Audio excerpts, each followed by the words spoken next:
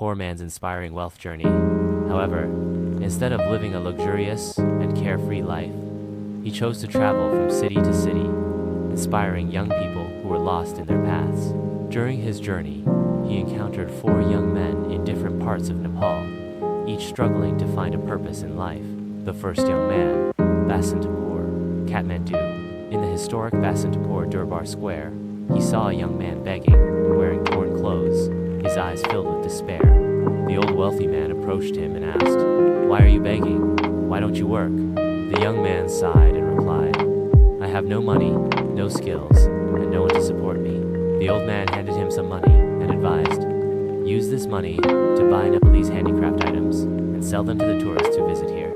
Many people love to buy local souvenirs. For the first time, the young man saw a ray of hope. He promised the old man, "I will work hard and change my life." The second young man, Fiwa Lake, Pokhara. By the serene shores of Fiwa Lake, he saw another young man sitting idly, staring into the water. The old man asked, "Why do you look so lost?" The young man sighed, "I have no job and no direction in life." The old man smiled and bought him a boat. "From today, your job is to take tourists on boat rides and earn from it." The young man couldn't believe his luck. With determination in his eyes, he said, "I will work hard and make a future for myself." The third young man, Patan Durbar Square. In the artistic streets of Patan Durbar Square, the old man found another young man wandering aimlessly. He asked, "Why do you seem so confused? Don't you have any dreams?" The young man replied, "I want to do something, but I don't know where to start." The old man gave him some money and said, "Patan is famous for metal statues and wooden handicrafts. Learn this craft and start your business." The young man took the advice seriously and immediately started learning from local artisans. The fourth young man, Pashupatinath Temple. Near the sacred Pashupatinath Temple, the old man found another young man sitting hopelessly. The old man asked, "Why do you look so dejected?" The young man replied, "I have no job, no skills, and no idea how to move forward." The old man gave him money and said, "Buy ritual items and flowers and sell them to the devotees who come here daily. Thousands of people visit this temple. You will never run out of customers."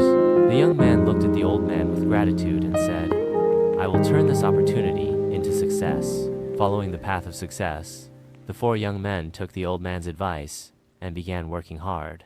But the old man didn't leave them alone. He visited them frequently, guided them, and helped them overcome obstacles. After months of mentoring them, one day, he suddenly disappeared. Years later, many years passed. The 4 young men had become successful businessmen. The young man from Basantapur now owned a large handicraft business exporting Nepalese souvenirs. The young man from Pokhara had expanded his boat service into a thriving tourism company. The young man from Patan had become a renowned sculptor and a respected craftsman. The young man from Pashupatinath had grown his small flower-selling business into a large religious supply store. One day, the old man decided to revisit the places he had once guided these young men. At Basantapur, he saw the first young man as a successful trader. At Patan, he saw the second young man creating intricate artworks. At Pokhara, he saw the third young man leading his boating company. Seeing their success filled his heart with joy. But just a few days later, the old man fell ill. A final goodbye. Soon, the old man passed away. His body was brought to Pashupatinath Temple for cremation. When the 4 young men heard the news, they were devastated. "We have lost the man who showed us the path to success."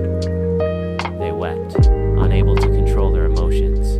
They all gathered at Pashupatinath and performed funeral rites with deep sorrow and immense gratitude.